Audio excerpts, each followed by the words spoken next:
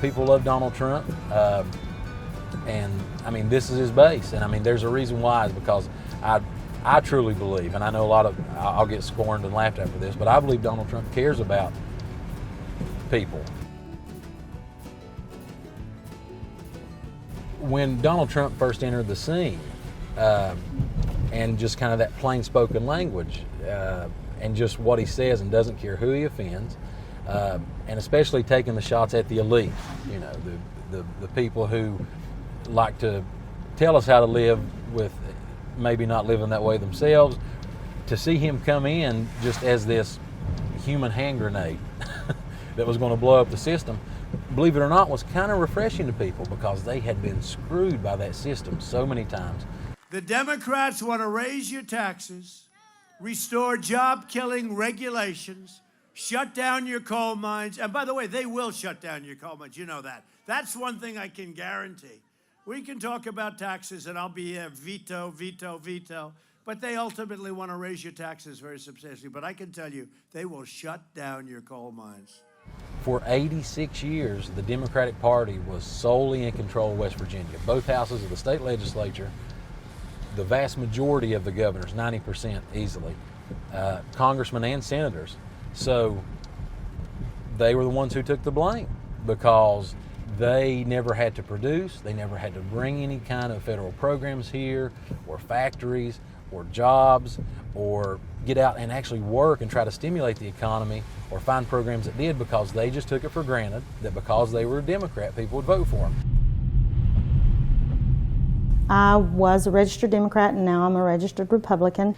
After Donald Trump won, the whole confidence, our whole economic confidence was just resurgent overnight.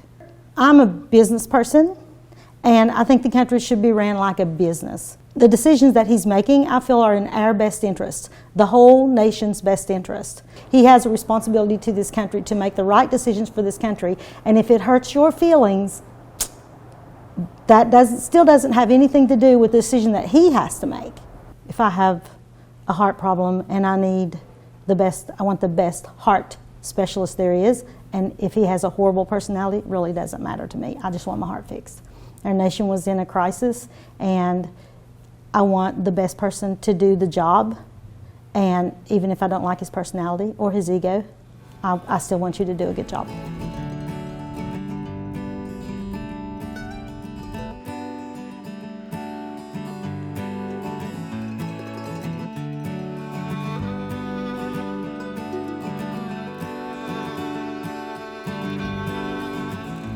Well, he tells them what they want to hear. You know, he blames it on immigrants. I mean, you can look around here. Immigrants is not the problem here in Matewan. I'd like to have a few of them. The only probably only immigrants we have is the people running the Mexican restaurant here, you know, and they're working. He finds people to blame for your problems, and we have problems. So you play the blame game, and people buy it. You know, and there's plenty of blame to go around here in West Virginia, you know, if you look around. But caravan after caravan is forming unvetted illegal aliens trying to flood into our country on your dollar, overwhelming your schools, depleting your resources, and endangering your community. I think he's divided people in the country more than he has in this state, because the state, I think, they look at him as a guy who speaks his piece, as what we used to call it, you know, who says what really needs to be said. And, you know, that's what I call front porch talk. It's all right for a gang of people to sit around, 4 or 5 of us, and bull around about stuff that we don't know anything about. But when the guy that's running your country is bulling around about stuff that he don't know anything about, it's a different tale. I think people like Trump because he says the things they wish they could say. They thought that he would deliver on his promises, that he was going to bring coal back, and that he was going to even open. Mines are going to be opening, coal's coming back. And instead, we see what happened. More mines have closed, and they didn't change their minds. We are going to put our coal miners back to work.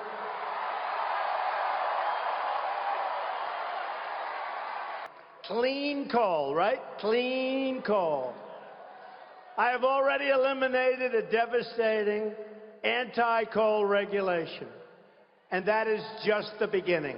I call this the Great Regression since Trump has been elected, starting in 2016, because we've gone backwards as far as racism goes.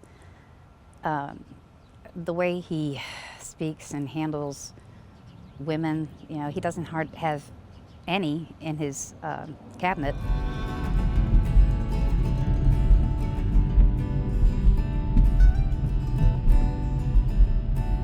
I've certainly not heard candidate or President Trump say anything specifically about the female sex that people make it out to be. You know, and in the past, I know that Megyn Kelly during the debate threw out the thing about calling women pigs and stuff like that. Of course, he answered with the famous line, "Only Rosie O'Donnell," which most people laughed at. You've called women you don't like fat pigs, dogs, slobs, and disgusting animals. Your Twitter account Only has Rosie several... O'Donnell. No, it wasn't. It all comes down to, and truly I believe this, President Trump's fighting for Logan County. Obviously not everyone here supports him, but I think the vast majority do. And I think that's something that they're willing to overlook, that either most men around here have said privately or most women have heard in their working career. And I don't think that'll affect the vote. It didn't in 2016, and we knew all this.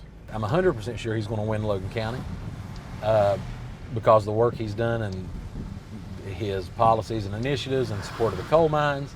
I am 99.8% sure that he's going to win West Virginia and our 5 electoral votes.